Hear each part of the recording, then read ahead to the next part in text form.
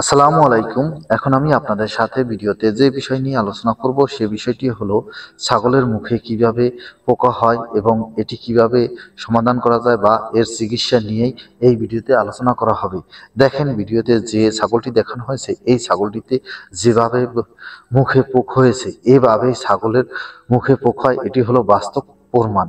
দেখেন এই ছাগলটির মুখে কি পরিমাণে পোক হয়েছে। এই পোকা বিভিন্ন কারণে হয়ে থাকতে পারে।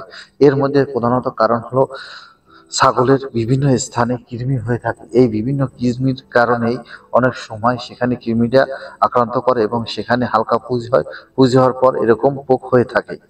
এবং বিভিন্ন কারণে যদি কোনো অবস্থায় ক্ষত জায়গা থাকে বা বিভিন্ন দুর্গন্ধযুক্ত যদি বা ছাগল ডেলিভারির পর ফুল আটকে যায় এবং এই ফুলটা যদি সঠিক সময় বের হতে না পারে, এর জন্য অনেক সময় দেখা যাচ্ছে এই মুখে বারবার মাছি দাবড়ানোর জন্য মুখ দিয়ে নাড়ায় এবং অনেক সময় কৃমিতে আক্রান্ত থাকে এই ছাগলটি।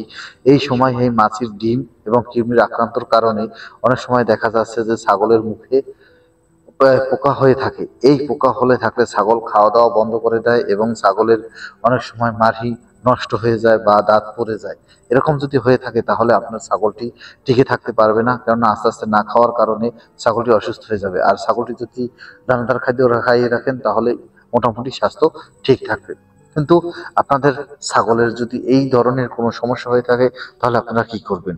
আপনারা বসে থাকবেন না, বা আপনাদের গৃহস্থ একজন প্রাণী চিকিৎসকের মাধ্যমে ট্রিটমেন্ট করাবেন এবং যত দ্রুত পারেন হোন বা মসনা বলে থাকেন, যেটাই বলে থাকেন গ্রামের ভাষায়, আমাদের ভাষায় হোন বা মশলা, যে কোনো একটা পদ্ধতি নিয়ে আপনি এটা দিয়ে আস্তে আস্তে প্রত্যেকটা পোকা উঠিয়ে ফেলবেন এবং এভাবে যদি উঠাতে পারেন তাহলে আপনার সবচেয়ে ভালো হবে। আমি ফেসবুকের বা ইউটিউবের কিছু নির্দেশনা রয়েছে, এই নির্দেশনার কারণে আপনাদের কিভাবে পোকা তুলতে হয় এই ভিডিওটা দেখাতে পাচ্ছি না।